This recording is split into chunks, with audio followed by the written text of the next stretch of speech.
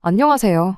있는 거 없는 거 전부 다 다른 자식들 퍼주고 나서 이제 와서 사는 건 저희랑 살겠다는 시어머니와 연을 끊게 된 이야기하러 이렇게 찾아왔습니다.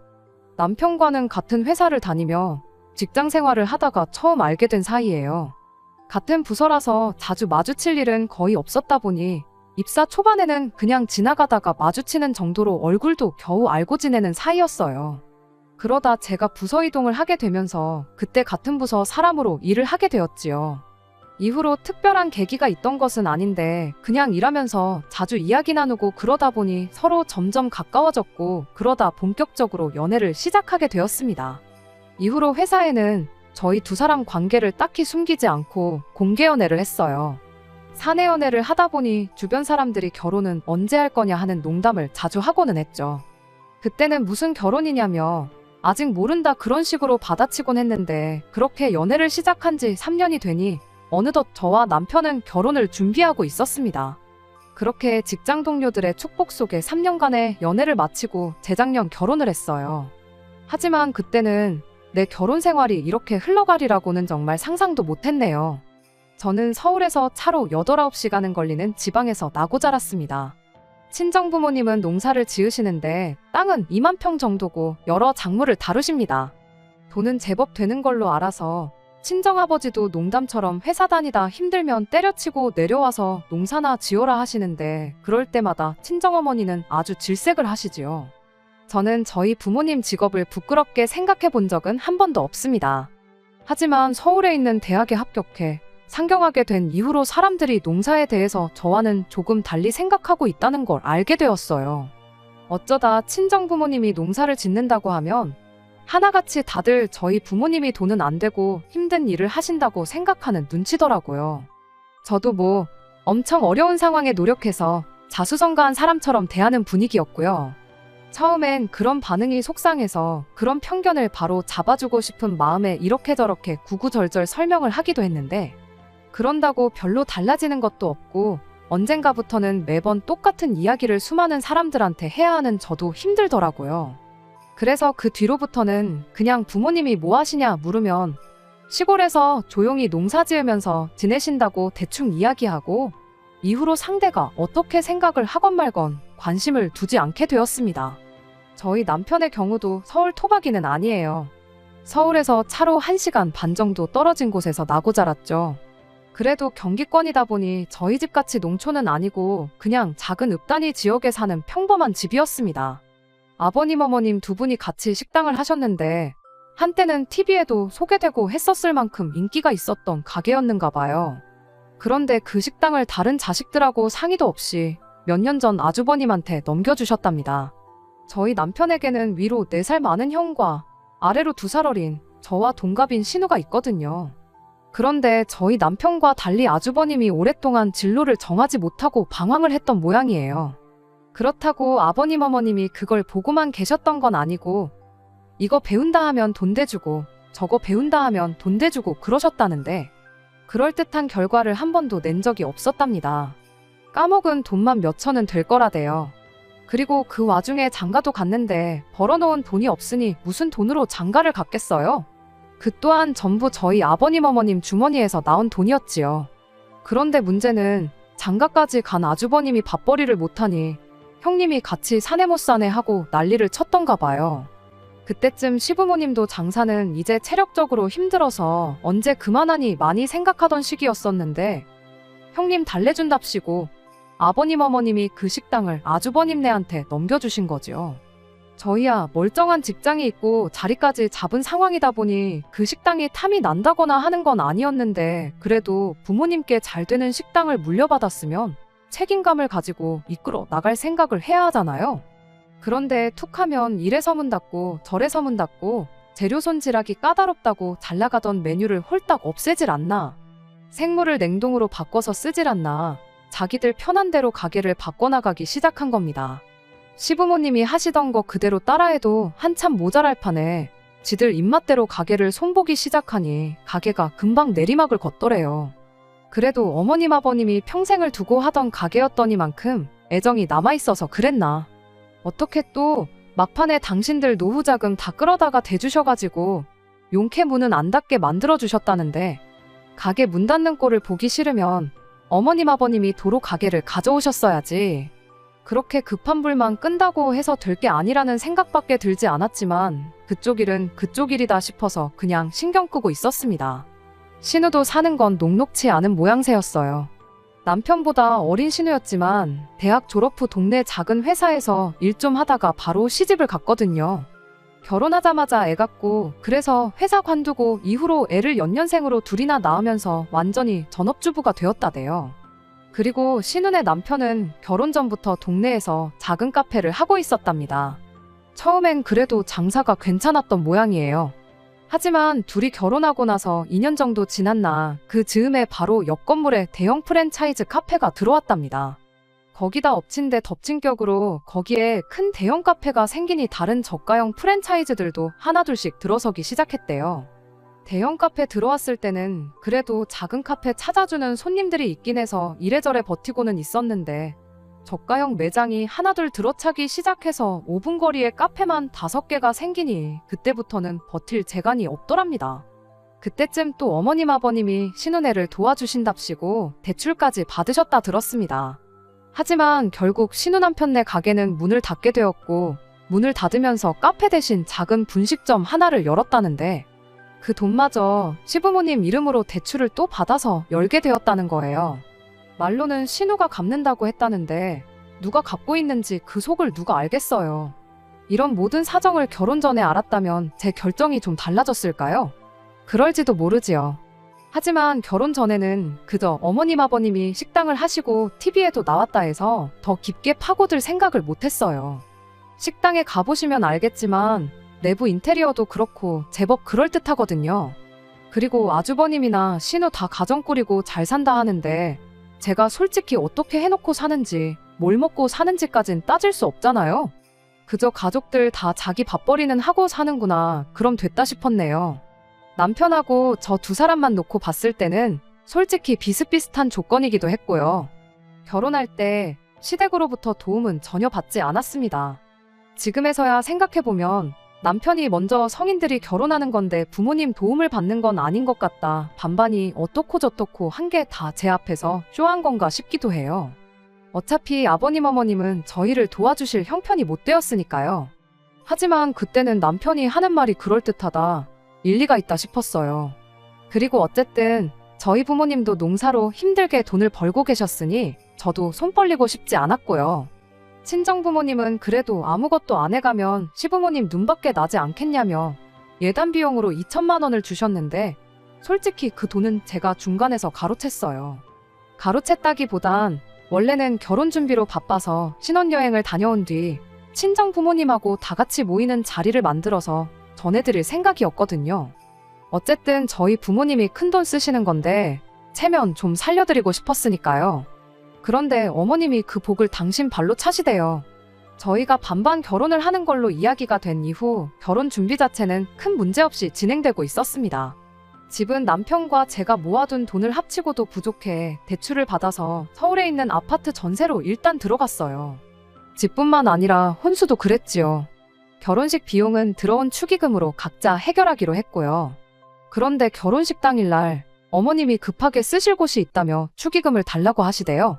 결제는 해야 되는데 어머님이 옆에서 계속 축의금 타령을 하시니 정신도 없고 그래서 일단은 알겠다 하고 빌려드렸습니다.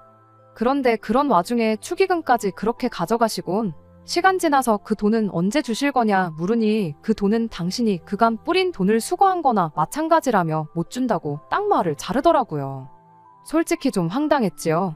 시댁 쪽 하객 대부분이 남편 하객이었으니까요. 축의금은 원래 부모님한테 드리는 거다 하는 말이 많아서 저도 되도록이면 이야기를 더 꺼내고 싶지는 않았어요. 그저 그렇게 가져가실 거면 빌려간다고 할 게 아니고 결혼 전에 미리 남편에게 전해놓는다던가 하는 게 맞지 않나 싶었죠.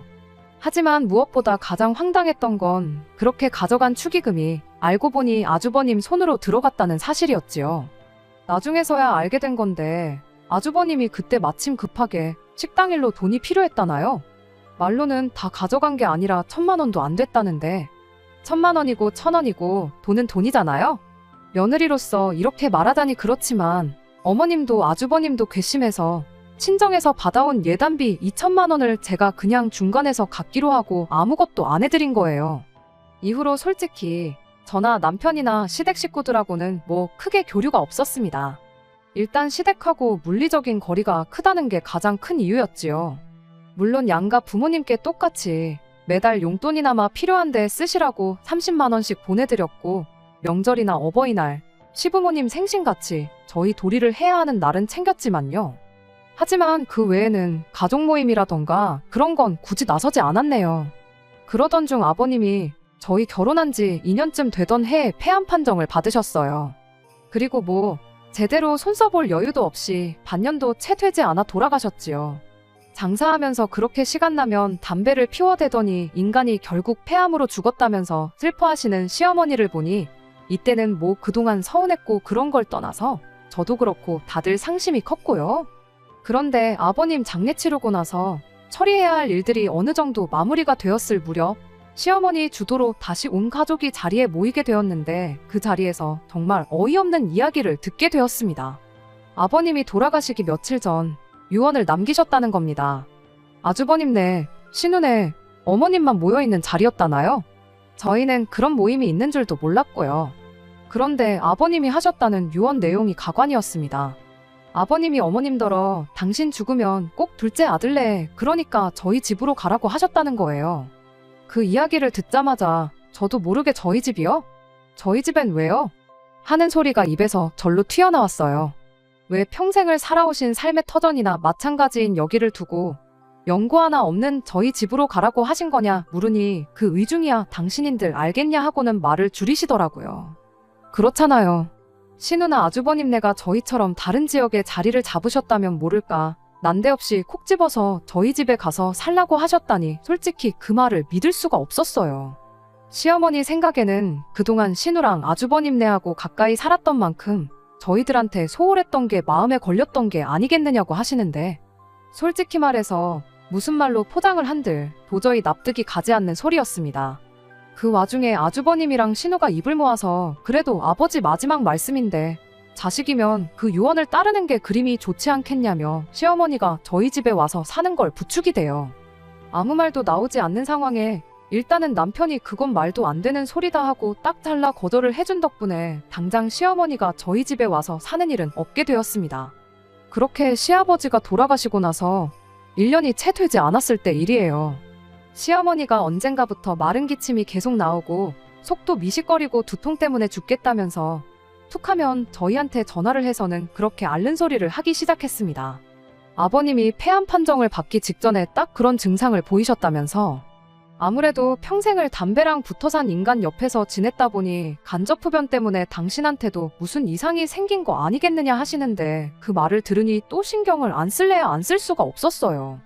병원을 다녀와 보시라고 말해도 근처에 사는 두 자식들이 장사를 하는데 걔들이 워낙에 시간 내기 힘든 상황인 건 니들도 알지 않냐면서 은근슬쩍 아주버님하고 신우랑 같이 병원 다녀오기 싫다는 식으로 말을 하시더군요. 병원에 꼭 누구랑 같이 가야 하는 건 아니지 않느냐 물어도 무슨 진단이 나올 줄도 모르는데 혼자 가기 무섭다고만 하시고요. 그 와중에 또 이쪽에 있는 병원보다야 서울에 있는 병원이 훨씬 더 정확하고 잘하지 않겠냐면서 굳이 저희랑 같이 병원을 가고 싶다는 식으로 계속 이야기를 꺼내시는데, 저야 시어머니니까 그냥 모른 척 넘길 수 있다고 쳐도 아버지 돌아가신 지가 1년도 되지 않는 남편한테는 아프다고 앓는 소리 하는 어머니를 그냥 두고 볼 수도 없는 노릇이었겠지요. 결국 남편하고 상의한 끝에 일단 어머님 보고 올라오시라고 하자, 그리고 같이 병원에 모시고 가자 했어요. 병원에서 진단받기 전까진 왜 이렇게 몸이 안 좋으신지 알 수도 없는 노릇이기도 하고, 결과가 좋으면 아프다는 이야기는 이제 그만하시겠지 하는 생각이었어요. 게다가 저희가 일하는 회사가 유명한 병원이랑 연계도 잘 되어 있어서 병원에 모시고 가는 게 번거로울지언정 어려운 일은 아니었거든요. 그렇게 시어머니가 혼자서 서울에 올라오시게 되었어요. 저희 집에서 하루 주무시고 아침 일찍 병원 가서 검사를 받기로 되어 있었는데, 하루 주무시고 가실 분 치고는 짐을 많이도 싸오셨더라고요. 며칠이 아니라 몇 주는 계실 사람처럼 말이죠. 남편이 은근슬쩍 검사받고 어디 뭐 여행이라도 가시느냐고 떠보듯 물어봤는데 시어머니가 도끼 눈을 하더니 아픈 사람을 그럼 검사받자마자 집으로 돌려보낼 생각이냐며 한 소리 하시더군요. 그러더니 기어이 검사받고 결과 나올 때까지 저희 집에 계시겠다는 소리를 하시대요. 결과가 안 좋으면 또 병원에 가야 하지 않겠냐고. 혼자 기차 타고 오며 가며 하는 것도 못할 짓이라고 하면서 뭐라 하시는 와중에 남편이 그럼 검사받고 나서 차로 모셔다 드리겠다고 대답을 했어요. 결과 나오면 또 저희가 차로 모시러 가겠다고 그렇게 말을 했죠. 그랬더니 시어머니가 잠깐 아무 말도 없으시다가 그럴 필요 없다고 이미 여기서 며칠 지내다 갈 생각으로 짐도 싸온 거니 기어이 저희 집에 머물다 가시겠다고 그렇게 선언을 하셨습니다. 저 고집을 누가 꺾나 싶었고 검사 결과 나오는 거 짧으면 일주일이고 길어봐야 열흘 남짓일 테니 그러시라고 했죠. 다행히 결과는 생각보다 빨리 나왔어요. 그리고 더 다행이었던 건 검사 결과가 너무나도 좋았다는 겁니다. 걱정할 게 하나도 없을 정도로 말이에요. 수치도 전부 정상이고 심지어 몇몇 항목은 동년배분들하고 비교해봤을 때 정상이다 못해 훨씬 좋은 수치였어요. 그 정도 결과면 기뻐해야 마땅한 거 아닌가 싶었는데 시어머니는 병원이 돌팔이가 아니냐면서 다른 병원에서 검사를 다시 받아봐야겠다고 우기기 시작했습니다. 온몸이 아프고 좋은 곳이 하나도 없는데 이 결과가 말이나 되냐시면서요. 그렇게 하고 싶으시다는데 원하는 대로 다른 병원도 알아봐드리겠다고 했어요. 다만 예약하고 그러는데 시간이 걸리니 일단은 집에 내려가 계시라고 했죠. 차로 모셔다 드릴 테니 걱정 마시라고 그렇게 한마디 했는데 시어머니는 정말 말 그대로 바닥에 대자로 누우셔가지고는 집에 안 가겠다고 어린애처럼 땡깡을 부리기 시작했어요. 집에 혼자 있으면 너무 외롭고 쓸쓸하시다고 없는 병도 생길 지경이라면서 가기 싫으시다네요. 저희 집에 며칠만 더 있게 해달라고 말 그대로 떼를 쓰시더라니까요.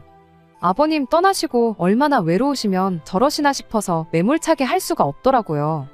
다른 것보다 이러지도 저러지도 못하고 있는 남편을 보고 있자니 안쓰러워서 그래서 일단 며칠 더 계시라 했어요. 이땐 남편도 무척 저에게 미안해했고요. 그런데 어머님이 계시니까 신경 써야 할 게 한두 개가 아니더군요. 먹는 것부터가 문제였지요. 저나 남편은 아침엔 입맛도 없고 해서 커피 한 잔만 마시고 점심은 회사에서 먹고 저녁도 보통 만나서 밖에서 먹고 들어오거나 그랬거든요.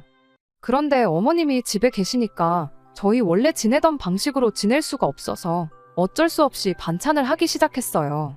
사정을 들으신 친정어머니가도 좀 보내주셨고요. 맞벌이하는 와중에 반찬하는 것도 힘들고 친정어머니께도 죄송하고 반찬을 사다 먹는 것도 생각해봤는데 어머님께서 음식에 좀 예민하셔서 바깥 음식은 안 좋아하시거든요. 당신이 해드시면 좋겠는데 알아서 해드시면 모를까 며느리 입장에서 당신 손으로 만들어 드시라 할 수도 없고 여러 가지로 어려운 상황이었네요. 결국 지인의 도움으로 또 다른 병원을 예약하게 되었어요. 검사 후 결과 나오는 데까지 또 열흘이 걸렸고 여기 오셔서 잘 먹고 잘 드셔서 그런 건지는 모르겠는데 미약한 차이이긴 하지만 오히려 결과가 먼저 받은 결과보다도 훨씬 더 좋았습니다. 이젠 진짜로 집에 모셔다 드리겠다고 했는데 시어머니는 끝까지 집에 갈 생각은 안 하시고 하루만 더 있겠다. 이젠 진짜 하루만 더 있겠다 하시면서 그렇게 2달을 더 버티셨어요. 그때쯤부터는 저도 이러다간 진짜 모시고 살게 되겠다 싶어 아무 말도 하지 않을 수가 없더라고요. 그러다 결국 기어코 저를 폭발하게 만든 사건이 하나 일어났어요. 사건이 있기 며칠 전 제가 친정어머니께 더는 음식을 보내지 마시라 했어요. 먹고 싶으면 제가 이야기를 할 테니 괜히 밑반찬해서 보내지 마시라고요. 처음에야 어머님 드시는 게 신경 쓰여서 어쩔 수 없이 친정어머니 도움도 받았지만 한 달이 넘어갈 때부턴 어머님 때문에 친정어머니 고생시키는 게 말이 되나 싶었거든요. 그리고 그런 와중에 어머님이 언젠가부터 친정어머니가 보내주시는 반찬을 가지고 투정을 하시대요. 너희 어머니는 맨날 똑같은 거밖에 못하냐면서. 그런 소리 듣고 좋다 할 며느리가 세상 천지 어디 있겠어요? 그래서 친정어머니한테 더는 보내지 마시라 한 거예요. 그런데 제가 이야기하고 얼마 지나지 않아 친정어머니가 또다시 기어이 김치부터 시작해서 음식을 한가득해서 보내주셨더라고요. 그리고 선물 들어온 거라며 보리굴비에 한우에 직접 농사 지으신 나물에 이것저것 잔뜩 챙겨서요. 택배가 금요일 낮에 도착했다고 연락이 왔고 냉장고에 넣어야 할 것도 있었으니 어머님더러 받아서 냉장고에 좀 넣어달라 했습니다. 지난번엔 홧김에 이제 보내지 마시라 했지만 또 막상 친정어머니가 보내주신 반찬이 냉장고에서 저를 기다리고 있을 걸 생각하니 빨리 퇴근해서 밥 먹고 싶단 생각밖에 안 들대요. 그렇게 들뜬 마음으로 집에 돌아왔습니다. 집에 도착하니 어머님은 TV를 보고 계셨고 집은 어느 때와 마찬가지로 엉망이었어요. 치사하게 들릴지 모르겠지만 저희 어머님은 저희 집에 계시는 동안 솔직히 말해서 청소기 한 번 돌려주신 적 없고 남편 양말 한 짝 개어주신 적 없습니다. 아무튼 배도 고프고 허기가 졌지만 청소부터 해놓고 먹자 싶어서 불이 나게 집 정리를 시작했어요. 어머님은 점심에 뭘 드신 건지 설거지도 평소보다 많이 쌓여 있었고 그래도 이래저래 정리가 끝나갈 때쯤 남편도 퇴근을 해서 집에 들어오대요. 그렇게 이제 저녁상을 차리려고 냉장고를 열었습니다. 그런데 친정어머니가 말씀하신 것과 달리 반찬들이 몇 개 없더라고요. 심지어 뚜껑을 여니 반밖에 안 찬 것도 있었고요. 그래서 어머님께 이게 전부냐 물으니 어머님이 아무렇지도 않은 표정으로 반찬이 너무 많아서 신우를 불러서 챙겨주셨다는 겁니다. 제가 황당해서 저한테 말도 안 하고 신우한테 준 거냐니까 그럼 당신이 그런 것도 저한테 허락을 받아야 하냐대요. 어이가 없어서 저희 친정어머니가 보내주신 거잖아요. 라고 대꾸하니 니네 친정어머니가 너 혼자 먹으라고 보냈겠냐면서 저더러 욕심도 사납다 그러시는 거예요. 그러면서 저더러 성격을 좀 고쳐 그러는데 황당해서 말도 잘 안 나오대요. 그리고는 설마 싶어서 냉동실을 열어보니 친정어머니가 보내주셨다는 것들도 하나도 안 보였어요. 제가 보리굴비며 한우랑 나물 말린 건 다 어디 있냐고 하니까 어차피 니들 집에서 밥도 잘 안 먹지 않냐면서 거기 신우네는 애들도 있고 그래서 그것도 줬답니다. 얼마나 아무렇지 않은 표정으로 뻔뻔하게 말씀하시던지 황당해서 기가 차더라니까요. 저는 말 그대로 할 말을 잃었습니다. 어쩜 저렇게 뻔뻔하신가 싶고 어디부터 따져야 되나. 화가 나서 머리가 안 돌아가는 느낌이었달까요? 그런데 그때 모든 상황을 지켜보고 있던 남편이 재산은 형한테 다 퍼주고 이제 퍼줄 게 없으니 우리 집 냉장고를 신우한테 퍼주냐면서 도대체 나한테는 뭘 해주려고 이러는 거냐고 빈정대기 시작했어요. 그러자 어머님께서 당신 사는 집 거기 보증금 빼서 저희 주신답니다. 저는 솔직히 그때까지 그 집은 그래도 어머님 아버님 명의로 돼 있는 줄 알았는데 반전세라는 사실을 알고 깜짝 놀랐어요. 그러자 남편이 그까짓 거 보증금 뭐 2천이나 되냐 3천이나 되냐 짜증을 내더니 그 돈 받고 독박 쓸 일 있냐면서 대뜸 어머님더러 집에 가게 짐 챙기라 그러대요.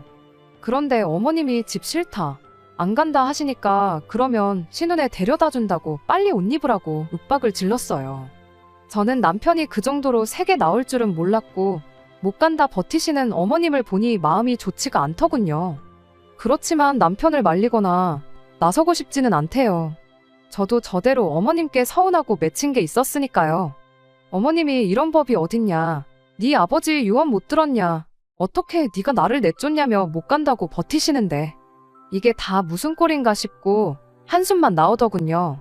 그래도 결국엔 남편이 어머님을 끌고 나갔습니다. 그리고 베란다에서 내려다보니 남편이 기어이 어머님을 차에 태우더라고요. 그리고 곧이어 남편이 전화로 저한테 어머님 짐 가지고 내려오래요. 전 그때 남편이 시키는 대로만 움직였어요. 그렇게 어머님 짐을 챙겨서 1층으로 내려가니 남편은 운전대를 잡고 씩씩거리고 있고 어머님은 흐느끼고 계셨습니다. 당신이 뭘 그렇게 잘못한 거냐며 너네는 여유있게 살지 않냐? 아주버님네하고 신우네는 그게 안 되니까 좀 도와준 건데 그걸 이해를 못하냐면서. 하지만 제가 보아하니 반찬을 준 게 문제가 아니라 그간 남편 가슴에 맺힌 게 있던 게 그렇게 터져나온 게 아닌가 싶어요. 그러니 더욱이 제가 끼어들 수도 끼어들고 싶지도 않았네요. 그리고 남편과 함께 차에 올라탔고 그 길로 신우네 집으로 향했습니다. 신우네 집 앞에 도착해 신우를 불러냈고 그대로 어머님을 내려드렸지요. 신우가 어머님을 보더니 놀라면서도 난처한 얼굴로 지금 이게 무슨 일이냐고 저희에게 묻길래 어머님한테 직접 여쭤보라 했네요. 그러니까 신우가 대뜸 지금 반찬 몇 개 가져가서 이러는 거냐며 신경질을 내는 게 아니겠어요. 그러자 남편이 반찬 몇 개? 어머니야 그렇다 쳐도 너는 그러면 하다못해 잘 먹겠다 연락이라도 하는 게 예의 아니냐면서 싸가지가 없다고 욕 비슷하게 뭐라 했지요. 그런데 웃긴 건 알고 보니 신우가 진짜 저럴 법도 한 게 거의 2시간 거리 저희 집까지 와서 받아간 게 반찬 조금밖에 없었던 거예요. 그냥 시어머니 잘 지내시나 궁금해서 왔다 간 거지 반찬 조금 얻어간 거 그거 기름값도 안 나온다면서 따지고 들더라고요. 그래서 친정어머니가 보내주셨다는 한우랑 보리굴비같이 조금 비싼 것들의 행방을 물었는데 신우가 그건 또 뭔 소리냐며 금시초문인 반응이었어요. 알고 보니 그 와중에 시어머니는 신우 오기 전에 아주버님 먼저 불러내서 그 집에 따로 챙겨줬던 겁니다. 그러니까 또 신우는 신우대로 시어머니한테 섭섭하다고 난리를 치더라고요. 그러더니 저희한테 그렇게 한마디 하대요. 엄마가 우리보다는 큰오빠를 더 우선시하시는 것 같은데 우리 집 말고 그 집에 모셔다 드리라고요. 그러면서 시아버지가 돌아가실 때 남기고 간 유언 그거 다 뻥이라고 그런 말 하셨던 적 없다는 사실을 저희한테 말해왔어요. 큰오빠네나 자기 집이나 모실 형편도 안 되고 엄마가 우리한테 더 해줄 수 있는 것도 없는 것 같고 그래서 자기랑 아주버님이 둘이 짜고 그렇게 말했던 거라네요. 시어머니는 시어머니대로 형편 어려운 두 자식보다 저희 집에 들어가는 게 더 낫겠다 싶어서 대놓고 고려장을 시도하는 두 자식들 뜻에 따라 저희 집으로 가기로 정했던 거라고요. 이미 이야기 다 끝난 거나 마찬가지인 상황인데 신우랑 더 실갱이할 게 뭐 있나 싶었어요.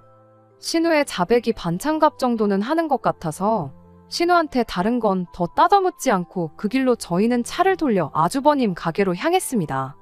남편 어릴 적에는 그래도 줄도 서서 먹는 그런 가게였다는데 저희가 갔더니 손님 하나 없고 아주버님이랑 형님 두 분 말고는 아무도 없었어요. 그 와중에 고기도 안 파는 가게에 고기 냄새가 가득한 게 저희 집에서 가져간 한우를 그새 구워 먹었나 보더라고요. 아주버님 입 근처에 기름이 번들번들해서는 당장 우리 두 사람 입에 풀칠하기도 힘든데 어머니까지 모실 여력이 안 된다면서 모시고 살 생각 없다고 딱 잘라 말하는데 참 재수없다는 말 말고는 달리 표현할 말이 없었습니다. 남편은 아주버님한테 여태까지 받아쳐먹은 게 있으면 한 번은 자식 노릇 좀 하라고 단호하게 한마디 하고는 신혼에서 했던 것처럼 실갱이 할 필요도 없이 그 길로 시어머니 짐이랑 어머님 내려다 드리고 그대로 차를 출발해서 집으로 돌아왔어요. 그 뒤로 며칠 내내 신우랑 아주버님이랑 번갈아 가면서 나는 못 모시네, 나도 못 모시네 하면서 한참 난리통이었지만 남편이 워낙에 단호하게 나오니 두 사람도 이내 포기했는지 언젠가부터는 연락이 더 이상 오질 않네요. 솔직히 저도 그렇고 남편도 그렇고 마음이 후련하고 그런 건 아니에요. 그런데 뭐 남편이 먼저 다 필요 없다, 사람 대접해주는 처가에 더 잘하고 살겠다 하니 저로서는 거절할 이유도 싫다 할 필요도 없잖아요. 시어머니는 결국 혼자 지내시게 되었어요. 전 재산 뜯어먹은 두 자식들이 서로 못 모신다고 매일같이 싸워대는데 이러다 자식들끼리도 평생 안 보고 지내게 될까봐 그런 선택을 하신 것 같은데 그러게 자식 셋 고루고루 챙겨주셨으면 얼마나 좋았을까요?